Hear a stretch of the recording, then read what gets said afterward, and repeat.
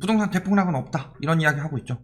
과거 부동산 거품이 어떻게 터졌는지 하나씩 확인해보고 과연 그럴 것인가. 부동산 불패다, 떨어지더라도 오르고 떨어지고 장기적 우상향한다. 부동산은 계속 오를 수밖에 없다. 특히 서울 부동산 가격은 떨어질 수가 없다. 왜? 다들 서울 와서 살고 싶어서. 참 그게 우리나라 폐해예요. 왜 서울에 다 와서 살 수밖에 없어요? 이야기하는 게 뭐 학군 이야기하는데, 예전에는 지방 학군 없었나요?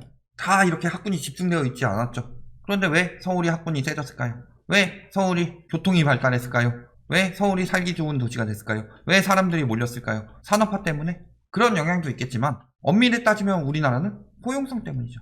서울에 몰리는 이유, 지역 감정이 생겼어요. 정치적으로 지역 감정을 이용하기 시작했죠. 특히 그 군사정부 끝나던 시기 때쯤에. 그러면은 이쪽에 사시던 분이 이쪽에 간다든가, 이쪽에 사시던 분이 이쪽에 간다면 정착이 될까요? 그러니까 그런 거 따지고 가리지도 않는 이쪽으로 많이 이동을 한 거죠. 특히 여기는 그래도 어느 정도 산업이나 뭐 이런 거를 밀어줬는데 이쪽은 잘 안 되니까 상경한다, 이쪽으로 많이 간 거죠. 이런 면에서 따져봤을 때 우리나라가 세계적으로 너무 집약되어 있다.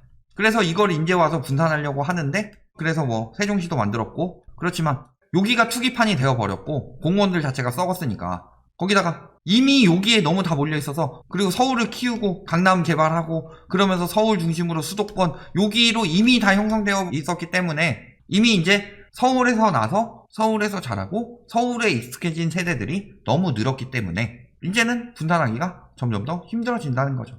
그러니까 서울값이 계속 오른다, 이런 식으로 이야기하고 있는데 늘 그렇지만은 않았죠. 왜냐? 예전보다 집이 많아졌는데 인구는 줄었고 가구수 늘어난 것보다 집이 더 많이 늘었는데, 그것을 나타내는 게 주택보급률이죠. 그런데 왜 장기적으로 우상향할까요? 이제 200만원 들어오고 인구 좀만 더 분산되면은 주택보급률은 100% 넘길 텐데. 그러니까 그거 심리만 조장하는 거예요. 어떻게 될까요? 지금 과거 사례들 보면 80년대 후반에 저축 대부 조합 위기, SNL 위기라고 미국에 있었습니다. 금리가 굉장히 저금리였어요. 저금리를 가지고 저축 대부 조합을 결성한 거죠. 조합원들 자금 모아서 조합 결성하고 고정금리로 주담대를 해준 거죠. 자, 그러니까 예를 들어서 이 당시에 뭐 대출 받는 거 변동금리 한 3%라고 합시다. 금리가 떨어질 것 같아요. 조합을 결성했죠. 이런 데서 대출 못 받는 사람들이 있어요. 영끌, 서브프라임들. 그러면은 조합 결성해가지고 어느 정도 자금이 있죠? 여기서 3%로 돈을 빌려서 5%로 주담대를 내주는 거죠. 여기서 못 받는 사람들, 혹은 필요한 사람들한테 내주는 거죠. 조합원들은 좀 더 저렴하게. 이런 형식으로 했는데 여기서 어떻게 된 거예요? 부동산에 거품이 생길 수밖에 없죠. 왜? 유동성이 늘어나니까. 못 받는 사람들도 받을 수 있게 되니까 유동성이 늘어날 수밖에 없죠. 자, 부동산 거품이 생겼어요. 금리가 인상되죠. 자산시장 거품이 생긴 시점에 바로 인상되는 거 아니에요? 근데 거품이 생기게 되면 어떻게 돼요? 항상 그 뒤에 얼마 안 있어서 금리 인상은 따라올 수밖에 없다. 왜냐? 자산시장, 특히 부동산이 급등하게 되면은 소비 위축을 불러내게 되고, 그 전에 저금리로 인해서 돈이 너무 많이 풀리게 되니까 유동성 회수는 들어갈 수밖에 없어요. 그러니까 결국엔 저금리가 금리 인상을 만드는데 그 틈에 항상 부동산 거품이 끼는 경우가 많더라. 금리 인상됐으니까 어떻게 돼요? 아니, 이 사람들한테 5%로 대출해주고 난 3%로 받았는데 고정금리니까 이 사람들은 더 안 올라요. 근데 이 사람들은 어떻게 돼요? 금리가 6%로 늘었어요. 손해가 누적되죠. 저축 대부조합이 대규모로 파산하죠. 그리고 거품이 붕괴됐다.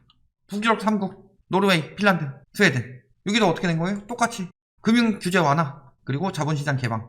금융규제 완화 자체에서 저금리를 내준다든가 한도 증가해준다든가, 여기다가 외국인 유입될 수 있게 해줬어요. 자본시장 개방했죠. 그러니까 뭐 주식이건 부동산이건 사람들이 금융규제 완화됐으니까 대출 더 많이 받을 수 있죠. 지금도 그래요. 90% 완화해준다고 그러죠. 송모 의원이. 미친 짓이에요. 대출 더 증가할 수밖에 없죠. 금융규제 완화되면 무조건 대출은 증가한다. 그리고 거기서 강화해도 대출이 증가하는데요, 그것은 경제 상황이나 심리 상황에 따라서 나올 수는 있지만 그때 규제 안 들어가면은 진짜 망하는 거다. 그리고 해외 자본도 유입되죠. 자본시장 개방했으니까. 자산시장에 당연히 거품이 쌓일 수밖에 없죠. 거기서 부동산도 마찬가지였더라. 결국 금리 인상되죠. 이런 문제 생기면 항상 금리 인상해가지고 유동성 회수해야 된다. 자산시장 거품은 결국에 금리 인상을 불러올 수밖에 없죠. 붕괴됐죠. 얼마나 붕괴됐어요? 부동산 떨어졌습니다. 주가 떨어졌습니다. 다 이렇게 됐다. 일본 같은 경우는 어떻게 됐어요? 금융위기, 부동산 버블 붕괴. 보통 이렇게 이야기 많이 하죠. 플라자 합이 뭐예요? 엔화의 가치를 강제적으로 올렸죠. 수출이 줄어들죠. 수입은 늘어날 수 있죠. 그전보다 외국 거 더 싸게 사오니까. 그렇다면 어떻게 돼요? 국가 전체적으로 수지가 많이 줄어들게 되는 거죠. 자, 그러면 어떻게 돼요? 엔화가 강세되니까 경기가 침체되죠. 수출로 먹고 살던 기업들이 힘들어진다. 경기 침체됐을 때 가장 먼저 하는 짓거리들이 금리를 낮춰요. 금리를 낮추고 대출 한도를 엄청나게 높여줬다. 특히 부동산에 관해서. 그러니까 저기 막 쓸데없는 데 가가지고 아무도 이용하지 않는 다리 짓고 뭐 땅 사가지고 뭐 파서 뭐 짓고 집 엄청나게 짓고 집값 폭등시키고 LTV 막 토지 같은 경우 120%씩 해줘가지고 앞다투어 사가지고 가격 오르게 하고 그런 식으로 했죠. 거품이 엄청나게 생겼죠. 부동산만 거품이 생겼어요. 주식도 엄청난 거품이 생겼죠. 세계 20대 기업에 일본 기업들이 엄청나게 대거 유입됐다. 왜? 시가총액으로 했으니까. 자산시장 자체에 엄청난 거품이 생겨나게 되죠. 즉 돈 찍어내서 거품 만들어낸 거다. 그런데 어떻게 돼요? 바젤 합의가 생겼어요. 항상 바젤 3 굉장히 위험하다고 이야기하죠. 이때 바젤 1이 나왔어요. 바젤 1이 뭐예요? 자기 자본비를 8% 맞추는 거. 근데 당시 일본의 은행들 금리 인하되고 가게에 퍼주고 기업에 퍼주고 하도 퍼주다 보니까 한 6% 이 정도밖에 안 됐어요. 뭐 해야 돼요? 바젤 합의에 따라서 자기 자본비를 못 맞추면은 저 은행은 신뢰도가 없어요. 외국 자본 다 빠지게 생겼죠. 어떻게 해야 돼요? 회수해야 되죠. 회수하기 위해서 택한 방법이 뭐예요? 금리 인상. 그리고 거품이 붕괴되었죠.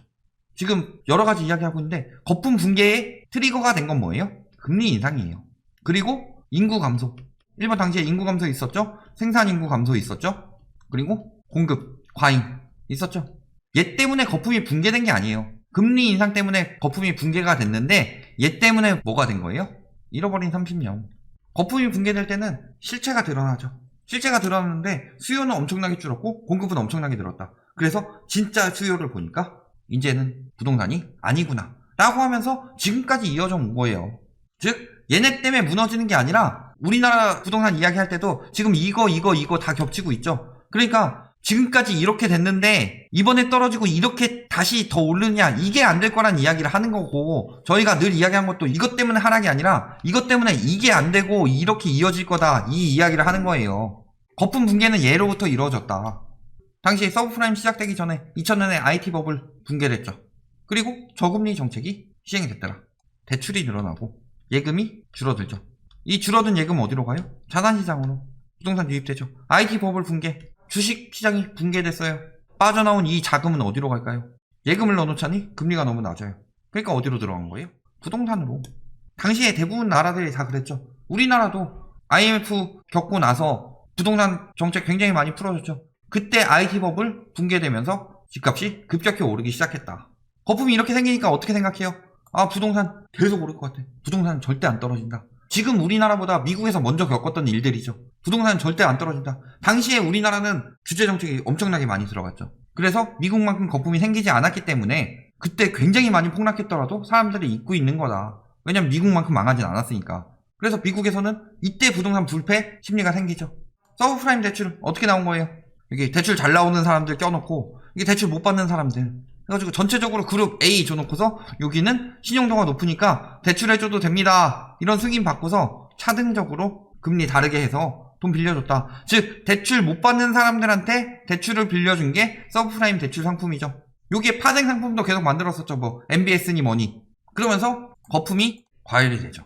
자, 근데 이 상황에서 지금 과거 일본처럼 미국에도 똑같은 심리가 있었죠. 부동산 불패. 왜 이런 것들을 만들었겠느냐.